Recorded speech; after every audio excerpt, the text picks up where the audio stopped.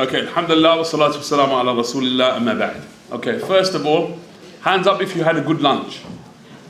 Hands up if you had a good lunch. See, that was a trick question. So now I'm watching all of you lot so you don't fall asleep. Okay, so now you've been marked. You marked yourselves. Okay, right. Now, I do not want to lecture you, because if I lecture you now, you've had a good lunch, you're going to fall asleep. So I don't want to do that. Now, what I'm going to talk about today, I have a kind of perspective I want to impart on you. I only have, 20 minutes or half an hour? Half an hour. So I don't want to get bogged down into things that you already know. I want to advance what you have and refine it. Yeah, so that's what I want to do. So in order to do that, I'm going to structure what I'm going to do into 3 parts. Number 1, the title of the topic is our duty towards the youth and our Islamic responsibility. Something along that line. Now, the 3 parts I want to break it down into is, firstly, why do we have this duty? Why do we want to fulfill it? Why do we see this as important? So the why. The second part is the what. What does it entail? And the third part is how do we fulfill it? So very simple. Okay, what were the 3 things? What was number 1? The why. What was number 2? The what. And number 3? The how. Okay, that's what I want to do. So let's start with the why. This is the easy one. I'm not going to give you time to consult anyone. Okay, why should we be concerned about this in the first place? Let me start with the brothers. I'm looking at you in the green thobe. Yalla. Why should we be concerned about it in the first place? Our children are our future, and it's about our akhirah. He didn't explain further, but that, I'm sure many of you think that. Can I have some more detail? One of the sisters. Yalla. The future of this ummah, they are the people who will, inshallah, live by the deen and convey the deen. Okay, so it's the part of the future of the ummah. This is the next generation. They are the future of the ummah. We need to be concerned about it. Anything else? Yeah. The future of what Islam will be, even in this. Okay, similar. Yeah, the future of Islam rests on the shoulders of the next generation. Clearly. Yes? Okay, good. Right, they are an amana on your shoulders. So when the brother was talking about the akhirah, it's synced with that. They are your responsibility. That is part of the trust that Allah has endowed you with. Okay? We all know. يَهَبُ لِمَنْ يَشَاءُ إِنَاثًا وَيَهَبُ لِمَنْ يَشَاءُ الذُّكُورِ. Allah bestows upon you these bounties, your children. And you are responsible for them. كُلُّكُمْ رَاعٍ وَكُلُّكُمْ مَسْئُولٌ عَنْ رَعِيَّتِهِ. Right. So the why is very clear. You have, right, this is a duty I have in front of Allah. I'm going to be questioned about it. So it's about you, your akhirah. Okay? Then there's the other side of it. Your children are the future of Islam. Okay? So it's not about them per se in and of themselves, but it's about the bigger picture, which is our Islam and establishing Islam on the face of the earth. That Allah has also obligated on us, yani in our capacities. So we have the main why. Yeah, we could go into the details, but I don't want to get bogged into that. Right, now the next part, I want you to think about the what. What does that obligation entail? What does the obligation actually entail of detail? Right, so what I want you to do, I'm going to break this up into 2 little bits. First bit, you have 3 minutes. Discuss with the people around you, what does it entail? That obligation, come up with ideas. What does it entail? Right, as an example, Yallah, Maymoon. What does it entail? Developing a child with the love of the Quran. Right, equipping your child with the love of the Quran. It's one of the details, that's part of the what. Okay, something like that. I want you just to think and brainstorm with the people next to you. as many different things as you possibly can in 3 minutes. Off you go.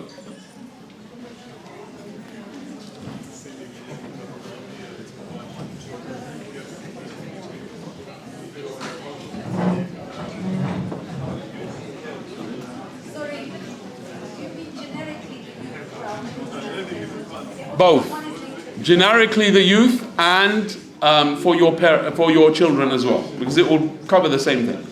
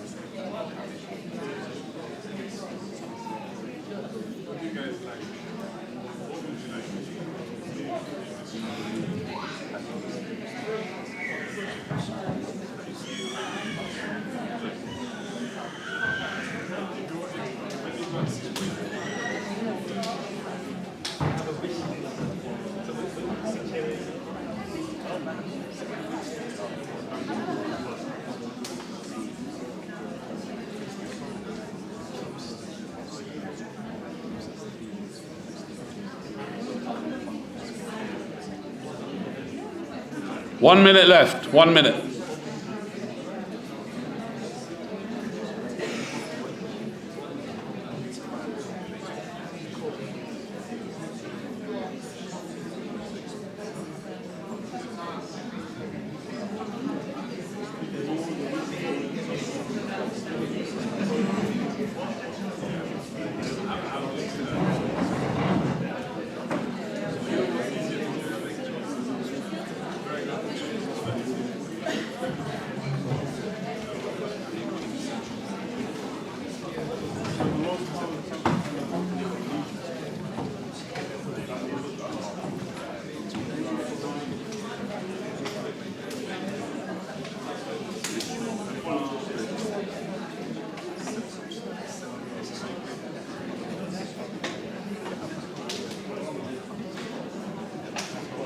Okay, 5, 4, 3, 2, and 1. Time's up.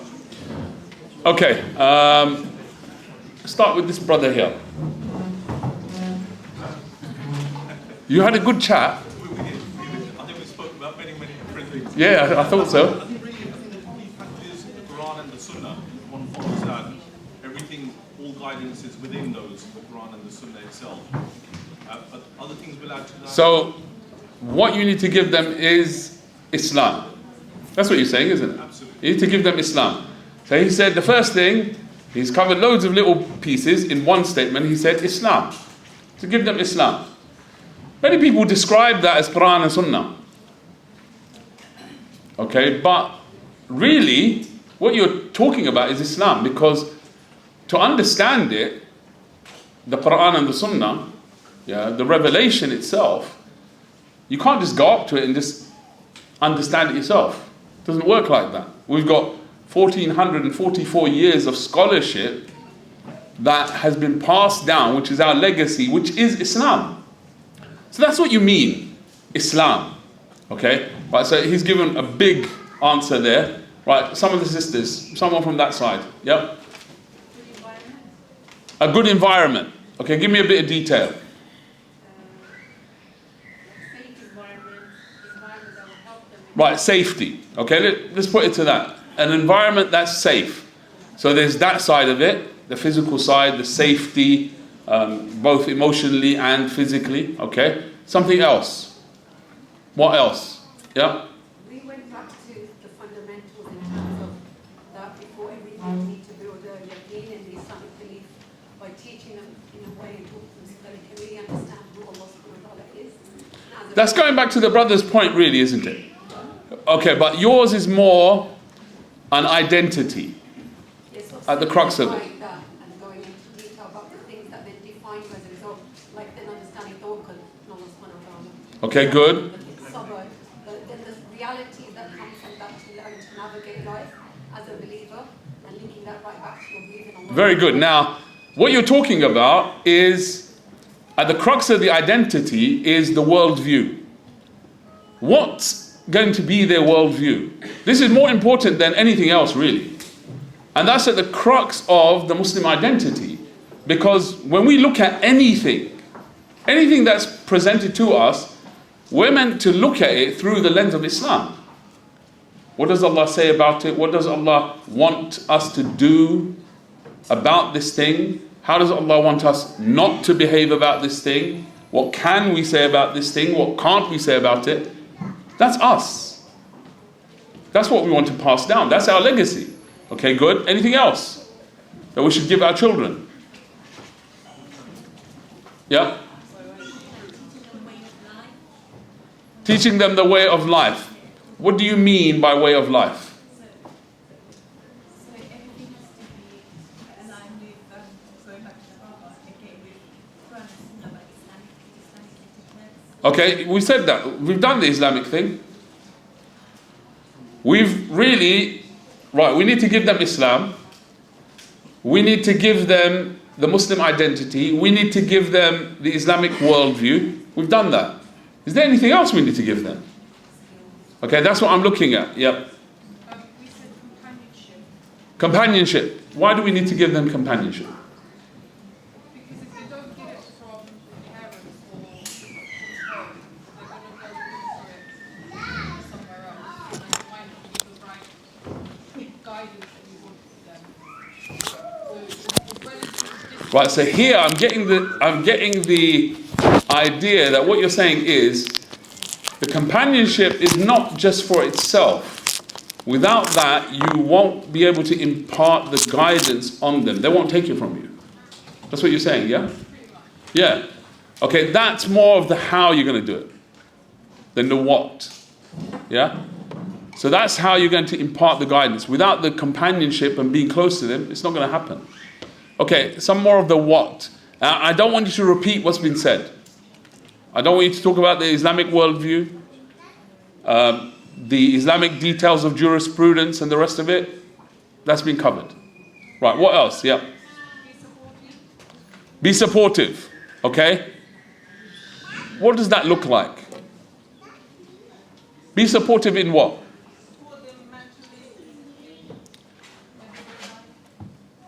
Okay, I know what you mean. Yeah? How do you make sure they make the right choices? Do you force them? Do you make everyone become a doctor and an engineer or a solicitor or something like that? Is that what you mean? So what does it mean? Right, so the first thing she said was support them. Okay? That's the issue. Support them. Right. And then the sister's going to add now. Yeah, go on. You develop the skills that they've got, so you see what their interests and hobbies are, and you support them in pursuing that. Okay, very good. Okay? The scholars, when they talk about this type of nurturing, they say it's upon the parent to look at, what the child is like. Musta'iddun lahu, what is he prepared for? Allah bestows not the child alone, but the child with abilities. And if you try to force him into a box, that's not actually doing good on him or her. But if you work with their nature and what Allah has given them and refine it, you're going to get the best out of them. For themselves, for you, for the ummah. That's what Allah wants for them. That's what they're ready for. Okay, so that's what the sister was talking about in support. We just gave it a bit more detail. Right, anything else we need to give them? Yeah? Right, be the role model. Okay, that's more of the how. That's more of the how. And we'll get into that as well. Yep. Say again? Unconditional love. Okay, this is a loaded term. Okay, it's a loaded term. Unconditional love. Okay, I'm gonna park that on the side and leave it with a question mark. Okay, yes? Again? Life skills. Yeah, they need life skills. Okay, they need skills. How are they going to earn their sustenance, especially the boys? Yeah? What are the skills girls need? Depends on the context that they're going to live. That may change with time. That may change also dependent upon what their worldview is. Are they willing to accept the Islamic worldview on these things? This is the structure of life Allah wants for men. This is the structure of life Allah wants for women. If they've deviated somewhat from that, are you going to throw them to the curb? Are you going to work with what they got? So there needs to be some kind of flexibility to, as the Islamic principle is, maximize the good and do what? Minimize the harm. Yeah? If you can't get the ideal, then at least maximize the positive and minimize the harm. Because we're not living in an ideal society, in an ideal context. Yep, that's what we need. Now, you've got the idea. If we look at the Sharia, when they talk about what the objectives of the Sharia are, it's pretty much the same thing that we're talking about now. Hifdud-Din. Allah wants us, first and foremost, to give them and pass on to them Islam. Its worldview, its identity, the details of it. Okay? Then He wants us to preserve their life. Means looking after them, providing for them with the things that they need. Food, shelter, clothing, love. All of those things that they need to develop, to nurture them. Preserve their intellect. Okay? What does that look like? Preserve their intellect. How do you preserve their intellect? How do you do it? How do you preserve their intellect? Yep. So it's building, for example, in the culture that we live in, building an understanding so they firstly reject ideas which compromise. Okay, you've gotten to that end first. Okay. At the beginning, when your child's just started to grow up, 2 years old, started speaking now. From that side, what are you going to do with them? Don't allow certain things to Right, you're talking about sisters, two of you now. Don't stop this, stop. What about the giving, the inputs? Yeah? So giving them options to allow them to identify what they like or they don't. Right? So opportunities. Opportunities for what though? Huh? Learning, yeah. Developing the intellect. Because you're not born knowing anything. Allah took us out of our mother's wombs without us knowing anything. We were zero. Then we start to learn. Opportunities to do that learning in a good way. That's what you need to provide them. Right. What else is there?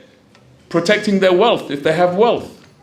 Yeah? Teaching them how to spend it properly in good ways so they can increase it.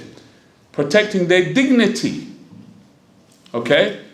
In the beginning, a child will accept certain behaviors and being told off, even in public. It's not too much of a problem. When they grow older, when they get to the teenage years, will they appreciate and take it when you tell them off in front of a crowd and embarrass them? They won't. That'll cause them to rebel. Right, so these maqasid of the Sharia don't change. That's what they are. That's what you're trying to impart on them. Now, let's get to the how. So why I brought it back to this is to give you an idea of priorities. You know, it's very easy for parents to fall into the trap of being preoccupied with the material side of things, especially in the context that we live.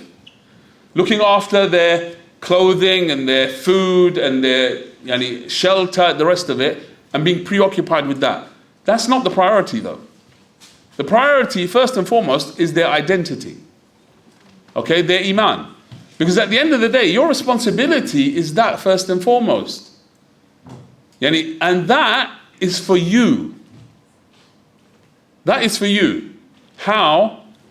Any good that that child does is in your scales. Any evil that that child does, you may also be accountable for it though. Yeah? You may also be accountable for it. If you didn't do what you were meant to do, and that's why they fell into it.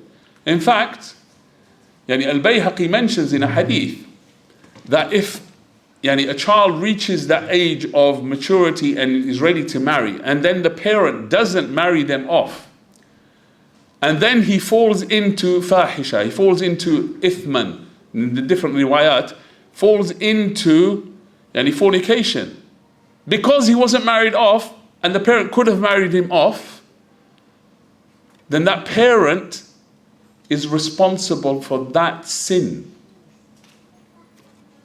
Okay? Because they didn't do what they were meant to do.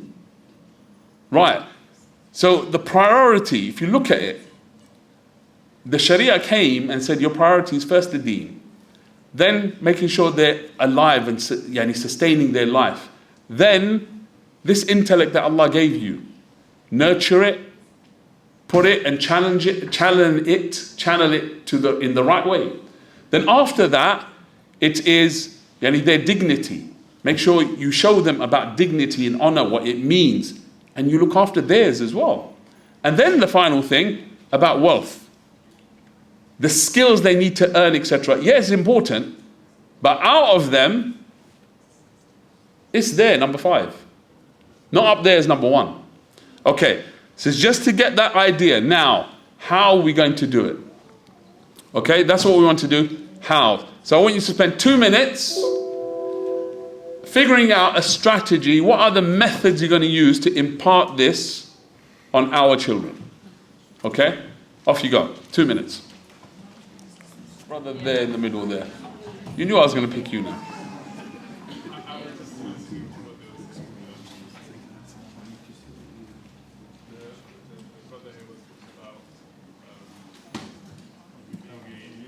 See, did you see this? He said the brother here was talking about. He's saving himself just in case it's not quite right. No, that's what he said. It's not me. Yalla, go on. You're all in it together, Yahi. You're all in it together. He was saying being a good role model to them. So you're going to start there, being a good role model to them. We didn't put it in an order. Huh? That's what I said for you to do. Another one you mentioned was being honest and... Okay, so it's still being a good role model. That's the first thing he said. Right, something else, yep. Set rules. Okay, set the rules.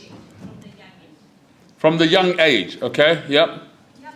up into different stages. Obviously, the first stage of the toddler, young childhood age, so playing, engaging, giving the love.